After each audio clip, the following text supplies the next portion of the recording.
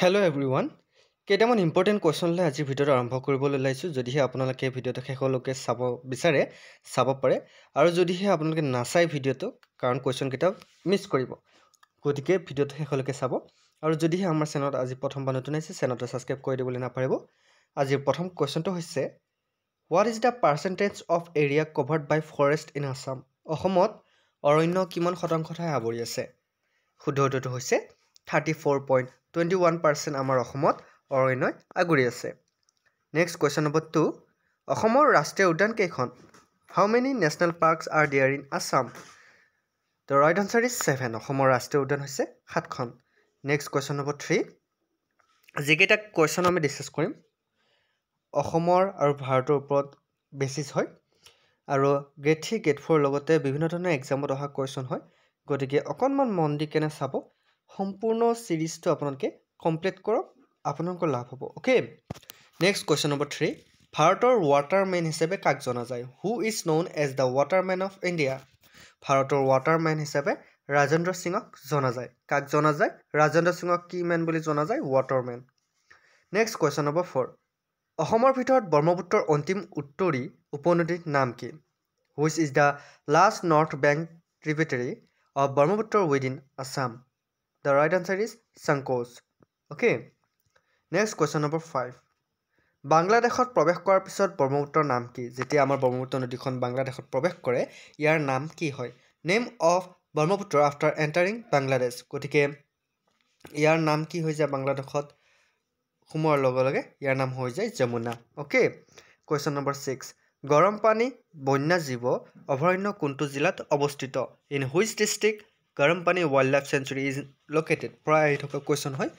গতিকে কম সময়ৰ ভিতৰত আমি বহুত কেইটা কুৱেশ্যন আজি ডিছকাছ কৰিম ভিডিঅ'টো অকণমান দীঘলীয়া হ'ব যদি আপোনালোকৰ হাতত সময় আছে তেনেহ'লে অকণমান সময় উলিয়াই কেনে ভিডিঅ'টো সম্পূৰ্ণ কৰক কুৱেশ্যন আনচাৰসমূহ প্ৰায় আহি থকা পৰীক্ষাত শুদ্ধ উত্তৰটো হৈছে কাৰ্বি আংলঙত গৰম পানী বন্যজীৱ অভয়াৰণ্যখন আছে কুৱেশ্যন নম্বৰ 7 তলৰ কোনখন অৰণ্যক সাধাৰণতে পূবৰ আমাজন হিচাপে জনা যায় which forest is often known as Amazon of the east বহুত ইম্পৰ্টেণ্ট কুৱেশ্যন হয় শুদ্ধ উত্তৰটো হৈছে দিহিং পাটকাই অৰণ্যখনক আমাৰ কি বুলি জনা যায় পূবৰ আমাজন বুলি জনা যায় কুৱেশ্যন নম্বৰ 8 ব্ৰহ্মপুত্ৰৰ কোনটো উপনদী সকলোতকৈ বৃহত্তম which tributary of Brahmaputra is largest প্ৰায় আহি থাকে সোৱণশিৰি হৈছে ব্ৰহ্মপুত্ৰৰ এখন উপনৈ আৰু এয়া হৈছে সকলোতকৈ বৃহত্তম অ'কে সোৱণশিৰি উপনদী বা উপনৈখন সকলোতকৈ বৃহত্তম মনত থাকিব question number 9 which is the only rain forest in Assam অসমৰ একমাত্ৰ বৰ্ষাৰণ্য কোনটো আমি সকলোৱে জানো দিহিং পাটকাই ৰেইন ফৰেষ্ট অসমৰ একমাত্ৰ বৰ্ষাৰণ্য question number 10 Chipko movement started in which year Chipko আন্দোলন কোন চনত আৰম্ভ হৈছিল প্ৰায়ে আহি থকা কুৱেশ্যন হয় চিপকো আন্দোলন 1973 চন 1973 আৰম্ভ হৈছিল আপোনালোক যদি পিডিএফবোৰ প্ৰয়োজন হয় তেনেহ'লে আমাৰ ডিছক্ৰিপশ্যনত লিংক দিয়া আছে তাতে গৈ কেনে আপোনালোকে পিডিএফসমূহ ডাউনলোড কৰি ল'ব পাৰে চ' বহুত ইম্পৰ্টেণ্ট হয় question number 11 gibbon wild life century is located at gibbon বন্যপ্ৰাণী অভয়াৰণ্য ক'ত অৱস্থিত আমি সকলোৱে জানো গিবন বন্যপ্ৰাণী অভয়াৰণ্য যোৰহাটত অৱস্থিত ক'ত আছে যোৰহাটত আছে কুৱেশ্যন নম্বৰ 12 ওৰাং ৰাষ্ট্ৰীয় উদ্যানৰ কাষেদি কোনটো নদী বৈ যায় হুইচ ৰিভাৰ ফ্ল'জ নিয়াৰ ওৰাং নেশ্যনেল পাৰ্ক ওৰাং ৰাষ্ট্ৰীয় উদ্যানৰ কাষেদি জিয়া ধনশিৰি নদীখন বৈ যায় মনত থাকিব জিয়া ধনশিৰি কুৱেশ্যন নম্বৰ 13 জংগল বচাও আন্দোলন কোনটো ৰাজ্যত আৰম্ভ হৈছিল জংগল বচাও আন্দোলন ষ্টাৰ্টেড ইন হুইচ ষ্টেট জংগল বচাও আন্দোলন ক'ত আৰম্ভ হৈছিল শুদ্ধ উত্তৰটো হৈছে বিহাৰত অ'কে কুৱেশ্যন নম্বৰ 14 অসমত গৰম পানী উহৰ এটা উৎস তলৰ ক'ত অৱস্থিত in Assam A sources of hot water spring is situated in the right answer is number reserve forest okay অসমত গৰম পানীত উহৰ এটা উৎস ক'ত আছে নাম্বৰ ৰিজাৰ্ভ ফৰেষ্টত আছে কুৱেশ্যন নম্বৰ 15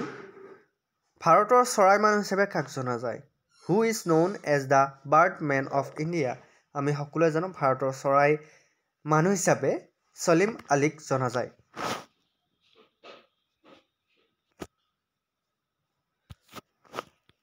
বহুত ইম্পৰ্টেণ্ট কুৱেশ্যন আৰু কুৱেশ্যন কেইটামান আছে ভিডিঅ'টো শেষলৈকে চাব অসমৰ কোনটো নদী ডলফিন নদী হিচাপে প্ৰসিদ্ধ which river in Assam is famous for river dolphins বহুত ইম্পৰ্টেণ্ট কুৱেশ্যন হয় ইয়াৰ শুদ্ধ উত্তৰটো হৈছে কুলচি নদীখন কি অসমৰ ডলফিন নদী হিচাপে প্ৰসিদ্ধ কুৱেশ্যন নম্বৰ 17 অসমৰ ৰাজ্যিক গছ কি which is the tree of Assam আমাৰ সকলোৱে জানো অসমৰ ৰাজ্যিক গছ হৈছে হোলোং গছ প্ৰায় পৰীক্ষাত আহি থকা কুৱেশ্যন হয় মনত ৰাখিব এতিয়া বৰ্তমান অসমৰ ফ্ৰুট বা অসমৰ ফল জাতীয় ফল কি আপোনালোকে মোক কমেণ্ট কৰি কওকচোন অসমৰ জাতীয় ফল কি বৰ্তমান কিছুদিন আগতে ঘোষণা কৰা হৈছে অসমৰ জাতীয় ফল গতিকে যিসকলে আমাক ক'ব পাৰে অসমৰ বা ষ্টেট ফ্ৰুট ইন আছাম কওকচোন কুৱেশ্যন নম্বৰ 18 অসমৰ ৰাজ্যিক পক্ষী কি which is the state bird of Assam অসমৰ ৰাজ্যিক পক্ষী হৈছে দেওহা হোৱাইট উইং উড ডাক বুলি কোৱা হয় ইংৰাজীত কুৱেশ্যন নম্বৰ 19 লোহিত আৰু দিবাঙৰ সৈতে মিলি চিয়াং নিম্নলিখিত কোনটো নদী বনায় Siang join by Lohit and Dibang makes which of the following rivers Lohit আৰু দিবাং মিলি কেনে চিয়াঙৰ কোনটো নদী বনায় শুদ্ধটো হৈছে ব্ৰহ্মপুত্ৰ নদীখন লোহিত আৰু দিবাং মিলি হৈছে question number 20 which is the largest wetland in Assam অসমৰ বৃহত্তম জলাশয় কোনটো অসমৰ বৃহত্তম জলাশয়টোৰ নাম হৈছে চনবিল অ'কে কুৱেশ্যন নম্বৰ 21 নামেৰি ৰাষ্ট্ৰীয় উদ্যানৰ সৈতে গৈ কোনটো নদী বৈ যায় which river flows through Nameri national park Nameri ৰাষ্ট্ৰীয় উদ্যানৰ সৈতে জীয়াভৰলী নদীখন বৈ যায় কুৱেশ্যন নম্বৰ 22 অসমৰ কোনটো বন্যপ্ৰাণী অভয়াৰণ্য সোণালী বান্দৰৰ ভৰকাল which wild life sanctuary of Assam boasted of the golden langur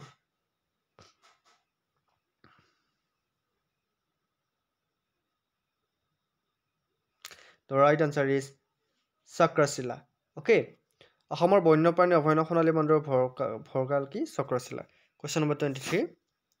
তলত দিয়া কোনটো জিলাত সকলোতকৈ বেছি ৰবৰ বাগান আছে which of the following district has maximum rubber plantation in Assam শুদ্ধ উত্তৰটো হৈছে গোৱালপাৰা কুৱেশ্যন নম্বৰ 24 অসম ৰাজ্যত অৰণ্যৰ সৰ্বাধিক ঐকান্তিকতা কোনটো জিলাত পোৱা যায় the highest concentrations of forest in the state of Assam occurs in শুদ্ধটো হৈছে Karbi Anglong district next question number 25 how many tiger reserve are there in Assam অসমত বাঘ সংৰক্ষণ ঠাই কিমান আছে শুদ্ধটো হৈছে অসমত বাঘ সংৰক্ষণ কৰা ঠাই 3খন আছে কুৱেশ্যন নম্বৰ 26 ব্ৰহ্মপুত্ৰৰ উৎস কি what is the source of ব্ৰহ্মপুত্ৰৰ উৎস হৈছে আংশিক গ্লেচিয়াৰ অ'কে আংশিক গ্লেচিয়াৰৰ পানী বহি আমাৰ ব্ৰহ্মপুত্ৰত পৰে গতিকে তাৰ পৰা আমাৰ ব্ৰহ্মপুত্ৰ উৎপত্তি হৈছে গতিকে ব্ৰহ্মপুত্ৰৰ উৎস হৈছে আংশিক গ্লেচিয়াৰ কুৱেশ্যন নম্বৰ 27 নিম্নলিখিত জিলাসমূহৰ ভিতৰত পানীদিহিং চৰাই অভয়াৰণ্য ক'ত অৱস্থিত Panidihing bird sanctuary is located in which one of the following district শুদ্ধটো হৈছে পানীদিহিং বাৰ্ড চেঞ্চুৰী ক'ত আছে শিৱসাগৰত আছে অ'কে মনত থাকিব পানীদিহিং বাৰ্ড চেঞ্চুৰী ক'ত আছে শিৱসাগৰত আছে কুৱেশ্যন নম্বৰ 28 বৰাক নদী ক'ৰ পৰা উৎপত্তি হৈছে বৰাক ৰিভাৰ্ছ অৰ্গেনাইজড ফ্ৰম বৰাক নদী উৎপত্তি হৈছে জাভ্ভ পিকৰ পৰা বৰাক নদী উৎপত্তি হৈছে কুৱেশ্যন নম্বৰ 29 ব্ৰহ্মপুত্ৰৰ শেষৰ উপনদী কি which is the last tributary of ব্ৰহ্মপুত্ৰৰ শেষৰ উপনদীখন হৈছে তিষ্টা মনত থাকিব ব্ৰহ্মপুত্ৰৰ শেষৰ উপনদীখনৰ নাম কেতিয়াবা আহিব পাৰে নামটো হৈছে তিষ্টা কুৱেশ্যন নম্বৰ 30 নিম্নলিখিত কোনটো স্থান অসমৰ বৰ্ষাৰণ্য স্থল আৰু কোনটো জিলাত which of the following places is the site of rain forest in Assam and in which district বহুত ইম্পৰ্টেণ্ট কুৱেশ্যন হয় শুদ্ধ উত্তৰটো হৈছে অসমৰ বৰ্ষাৰণ্য স্থল হৈছে জয়পুৰ আৰু কোন জিলাত আছে ডিব্ৰুগড়ত আছে তো বন্ধুসকল এয়া আছিল আজি গুৰুত্বপূৰ্ণ কেইটামান কুৱেশ্যন এনচাৰ আশা কৰোঁ চাই ভাল পালে 30টা কুৱেশ্যন আমি ডিছকাছ কৰিছোঁ বেক টু বেক কোনো ধৰণৰ ইয়াতে সময় লোৱা হোৱা নাই আপোনালোকে এনচাৰবোৰ লাগিলে লিখি ল'ব পাৰে আৰু যদি আপোনালোকে আমাৰ টেলিগ্ৰাম চেনেলত জইন হোৱা নাই পিডিএফ তাতে পাই ল'ব জইন হৈ ল'ব পাৰে ইয়াৰ মাজতে মই কওঁ পৰীক্ষালৈ বেছি সময় নাই বহুতৰে এমপ্লয়মেণ্ট এক্সচেঞ্জ কাৰ্ডখন ৰেজিষ্ট্ৰেশ্যন কৰা নাই আপোনালোকে ৰেজিষ্ট্ৰেশ্যন নকৰিলে বহুত ডাঙৰ ভুল কৰিব গতিকে ৰেজিষ্ট্ৰেশ্যন কৰি ল'ব এমপ্লয়মেণ্ট এক্সচেঞ্জ কাৰ্ডখন কাৰণ আপোনালোকে ৰেজিষ্ট্ৰেশ্যন নকৰিলে পৰীক্ষা দিব নোৱাৰে বুলি কৈছে তথাপিও আপোনালোকে কৰি ল'ব কাৰণ চৰকাৰে কি ঠিক কেতিয়া কি কৈ দিয়ে হিচাপ নাইতো গতিকে আপোনালোকে চৰকাৰে যি কয় চৰকাৰৰ মতে চলিব লাগিব আপোনালোকে এমপ্লয়মেণ্ট এক্সচেঞ্জ কাৰ্ডখন ৰেজিষ্ট্ৰেশ্যন কৰি ল'ব আৰু লগতে আপোনালোকে আমাৰ বিশ্বাসী বন্ধুৰ ভিডিঅ'বোৰ চাই থাকিবলৈ নাপাহৰিব আৰু যদি সেই ভিডিঅ'বোৰ ভাল লাগে লাইক কমেণ্ট শ্বেয়াৰৰ লগতে আমাৰ বিশ্বাসী বন্ধু চেনেলটো ছাবস্ক্ৰাইব কৰি দিবলৈ নাপাহৰিব আজিলৈও কাইলৈ আকৌ লগ পোৱাৰ প্ৰতিশ্ৰুতিৰে জয় হিন্দ জয় আই অসম